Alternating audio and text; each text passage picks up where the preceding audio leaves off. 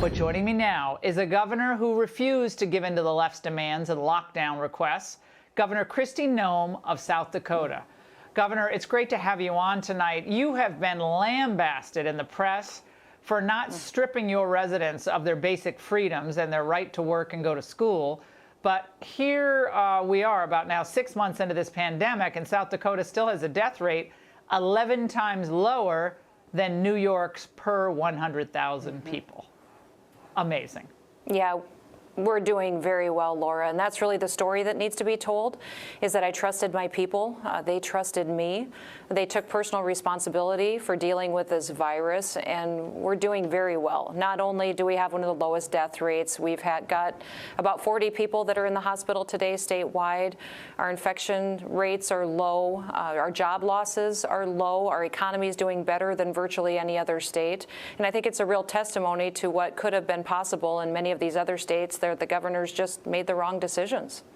Well, despite this overwhelming evidence, Governor Noem, including, as you just said, from your state, the left is still urging national lockdowns. Watch. Lockdowns work, quarantine works, isolation works, wearing masks work, contact tracing works. These things work, and we're not doing them. If we were to lock down hard for a month or 6 weeks, we could get the case count down so that our testing and our contact tracing was actually enough to control it. Governor, your state proves this is just not the case, and we don't need to strip the people of their freedom to fight the virus. You know, what works is washing your hands, making good decisions. I think what we're seeing there is encouraging leaders to make decisions where they will overstep their authorities in a time of crisis. And that's how we lose this country, Laura. That is exactly what's happening, is that we are allowing them to take control of our country in a way that we haven't seen before. So we need a few people to stand up, read our history, talk about the importance of our Constitution, and the fact that these governors need to recognize that they need to uphold those freedoms that we hold so dear and allow these people to take care of their families and make the right decisions and deal with this virus much like we do every other challenge that comes our way, and Americans tackle it together. What I'm frustrated by is just the Go ahead. Sorry, what would have happened to your state's economy had we listened to this Dr. Hazeltine or any of these other officials, Neil Kashkari at the Fed? I don't know why he's supposedly an expert at this, but what would have happened to your economy and your people? Well, they would have been devastated. We would have lost businesses. Families would have lost their homes.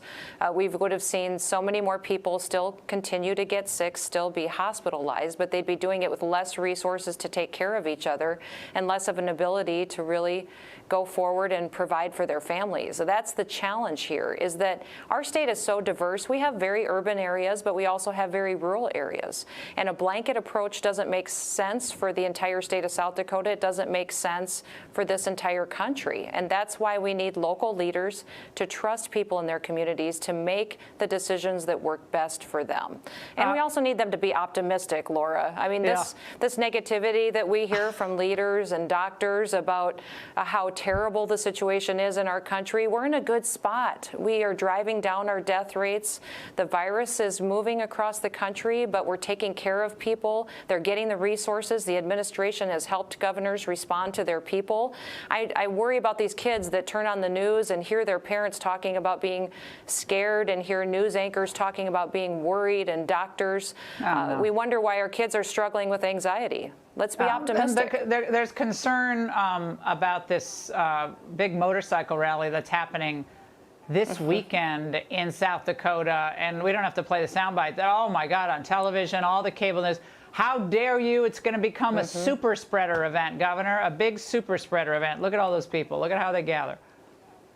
Well, we've had several big events in South Dakota already. We had the first spectator-attended professional sport. The professional bull riding was held in South Dakota. We had the July 3rd event and saw no increase in cases because of that crowd that gathered to celebrate our country's freedom and independence.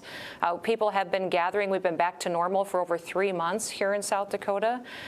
So we know we can have these events, give people information, let them protect their health, but still enjoy their way of life and enjoy events like the Sturgis Motorcycle Rally. We hope people come. Our economy benefits when people come and visit us.